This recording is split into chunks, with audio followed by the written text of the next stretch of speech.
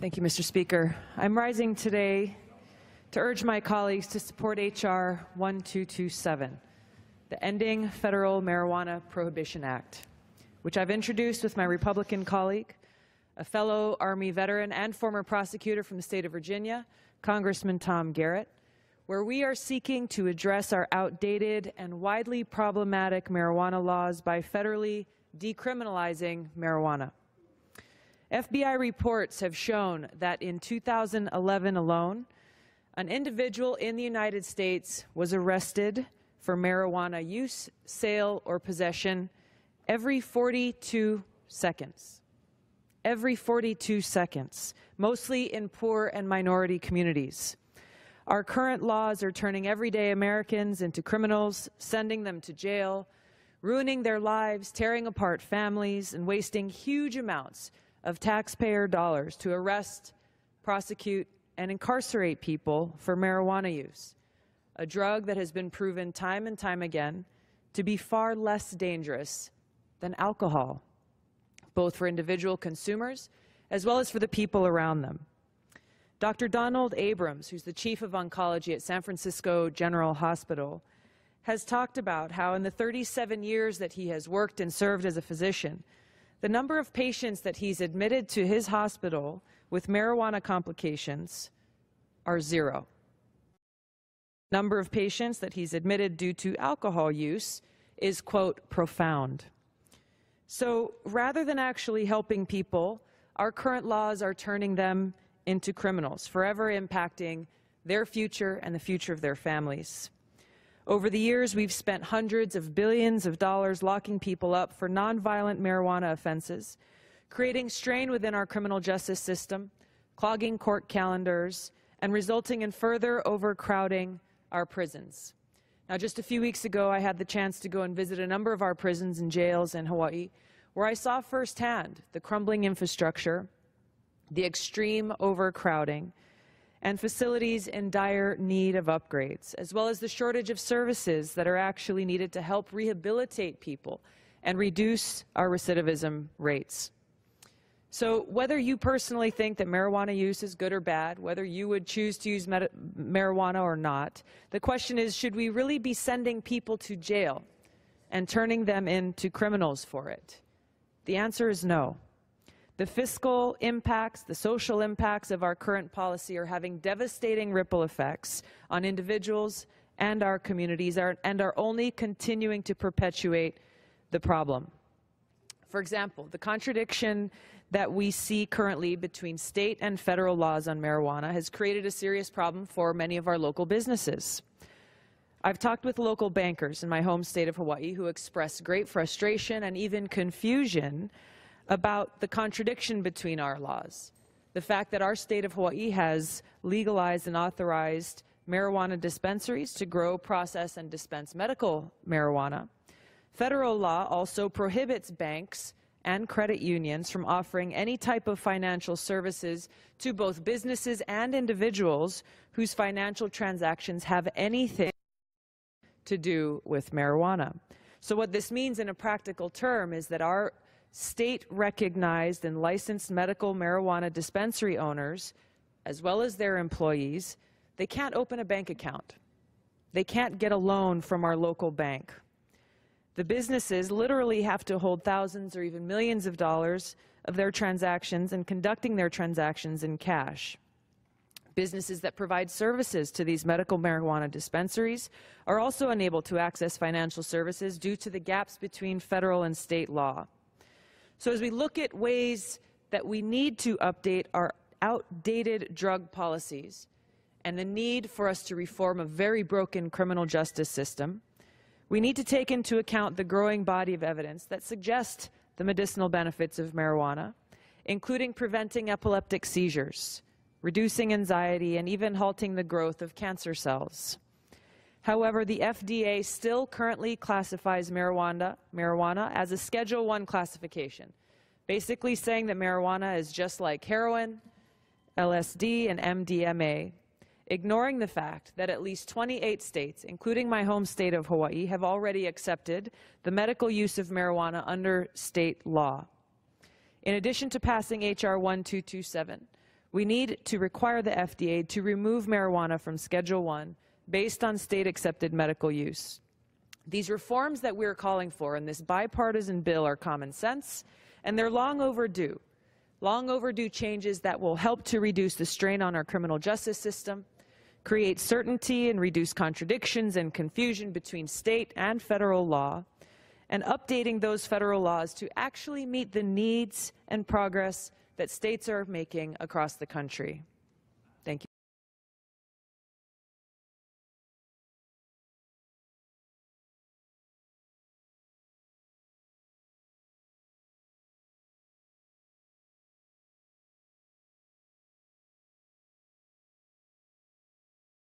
More and more states are decriminalizing marijuana, and now there's another push at the state capitol to have Hawaii join that list. We counted nearly a dozen measures between the state House and Senate that would in one way or another allow people to have small amounts of marijuana and even grow marijuana plants legally. New at 9, we look at how these could impact you. For the past 10 years, Senator Kalani English has introduced a measure to legalize the personal use of marijuana, but it never went through. I don't think that people were quite ready, to move it forward in the past, mainly because, other states have not legalized it.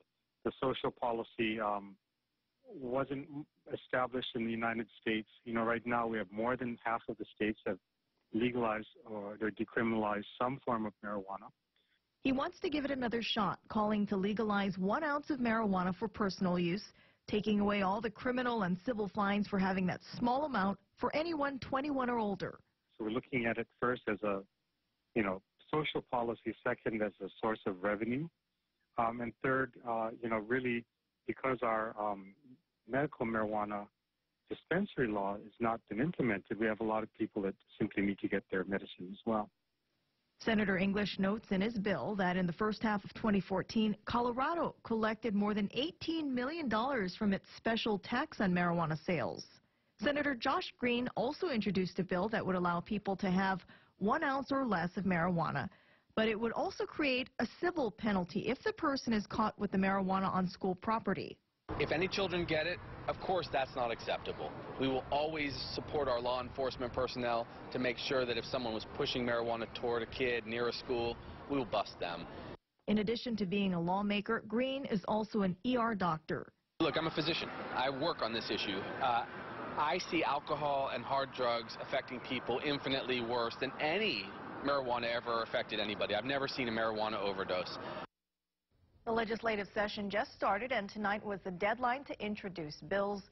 We will keep following these marijuana bills, and we will let you know of their progress.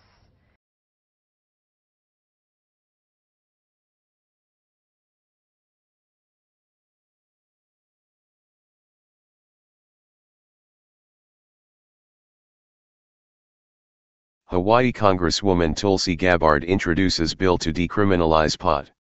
Hawaii Congresswoman Tulsi Gabbard is a bit of a political rock star among Bernie Sanders supporters. She first got their attention when she broke from the Democratic Party fold and quit her role as vice chair of the DNC to endorse Bernie Sanders for president in the 2016 Democratic primary, despite orders from her boss in the DNC, then DNC chairwoman Debbie Wasserman Schultz. Since then, Tulsi Gabbard has remained a rising star in national politics by introducing or co-sponsoring some solid pieces of legislation. According to a previous Inquisitor article, Gabbard co-sponsored a bill called the Return to Prudent Banking Act designed to reintroduce Glass-Steagall regulations over an out-of-control banking industry. She also introduced a bill called the Stop Arming Terrorists Act. It's almost hard to believe such a bill even needs to exist, but it does, and Tulsi Gabbard explains why on her congressional website. Tulsi Gabbard has now decided to enter the arena of criminal justice reform, specifically regarding the war on drugs, by co-sponsoring legislation to decriminalize marijuana on a federal level. According to Big Island Now, the Ending Federal Marijuana Prohibition Act, H.R. 1227, would take marijuana off the federal controlled substances list if it passes. The bill is co-sponsored by a Republican, Tom Garrett of Virginia, who, like Gabbard, is an Army veteran. Our current laws are turning everyday Americans into criminals, said Representative Gabbard about the bill, sending them to jail, ruining their lives, tearing apart families, and wasting huge amounts of taxpayer dollars to arrest, prosecute, and incarcerate people for marijuana use. According to Con News, there is currently a bill in the Hawaii State Senate to legalize marijuana in Hawaii for recreational use. Tulsi Gabbard no doubt supports that bill but sees a pressing need to legalize the plant, which many use for medical purposes or to simply make themselves feel better with a substance that is known to cause far less harm to individuals and society than alcohol and tobacco, substances which are legal and regulated on the federal level. The resolution is currently awaiting review in a House Judiciary Subcommittee with no indication when it could see a vote. It is also unknown at this time if the bill could be successful, though most indicators point to a conservative legislature being against the idea of legalizing marijuana. The fiscal impacts, the social impacts of our current policy are having devastating ripple effects, Gabbard said. According to Governing, 7 states have legalized marijuana for recreational use. These states are Alaska, California, Colorado, Maine, Massachusetts, Oregon, and Washington. Washington, D.C., has also legalized marijuana for recreational use. An additional 19 states have laws legalizing medical marijuana. Users, growers, and sellers in these states are still subject to federal laws. Tulsi Gabbard and Tom Garrett are looking to change that and end what they see as a wrong-headed approach to creating sound federal policy regarding a substance that millions of Americans use and claim improves their lives. According to Tulsi Gabbard's congressional website, experts such as Karen Umamoto of the Department of Urban and Regional Planning at the University of Hawaii believes legalizing marijuana is the only sensible approach. There is growing consensus acknowledging that the effects of marijuana are less harmful than its criminal prohibition, which has increased incarceration rates, divided families, and burdened state governments with the high cost of enforcement, prison and probation, Umamoto says. It's clear that there are more vital needs that we as a society need to allocate our precious resources towards, such as education, mental health, and homelessness. Decriminalization is a step forward in making needed criminal justice reforms, which should also include more diversion to substance abuse treatment. Marijuana users and others who desire a more common-sense approach to marijuana and other drugs will no doubt support this bill and others like it which seek to change the way the federal government deals with marijuana. Marijuana opponents will no doubt argue that the drug is dangerous and must stay illegal. With over half the states in the nation now legalizing marijuana to some degree, it seems that the momentum is on the side of those who want to see a different approach. Hey Charlotte County, this is Charlotte County Cop Watch, and I wanted to explain what fair use is.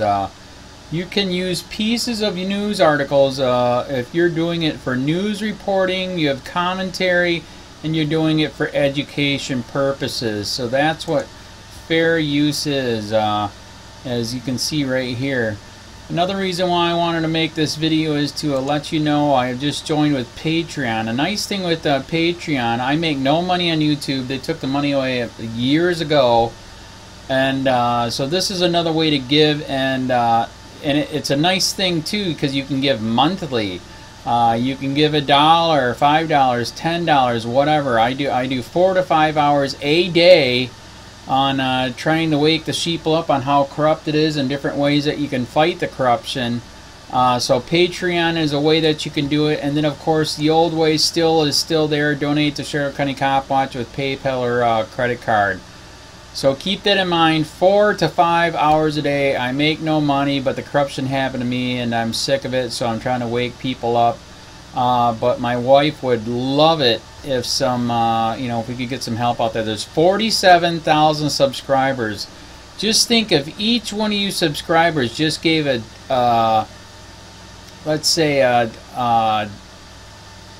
actually yes, $1 a month. 47,000 subscribers gave $1 a month. That would be awesome. That's not going to happen. But anyways, that would be great if it did happen. But do the math in your head. Just think about it. Like I said, 4 to 5 hours a day. I get no money from YouTube. YouTube has gone nuts. You can't do anything anymore. They're taking the money away everywhere. So these are a couple different ways that you can still help out with all this time that I put in. And as you know, I'm in a special situation where, you know, at least I can do it, you know, 4 to 5 hours a day. We have a cleaning company during the day. That's what allows me to do this, and we're debt free. So this is my hobby. I don't go fishing and all that other crap. I try to save the world. So help me out to make the wife happy, man. In fact, if you guys did give $1 a day, and there was 47,000 of you, and you did it, and each of you gave $1, and that was every month, oh my God, yes, I could quit. I could start suing them. Another idea too that we have is, you know, if I got, you know, some funds, we could actually contact everyone that has been ticketed and or arrested and put in jail and start sending them postcards to let them know we're here, and to see if everything went all right, and if it didn't, find out their story. So we could even do more investigations and more lawsuits. Lawsuits take money. So just think about that. You know, 47,000 of you so far right now, you know, $1 a day, I mean $1 a month on Patreon, or $5 a month Patreon, 10, 20, whatever. Just do the math in your head, help out. This is a lot of work every single day. Thanks.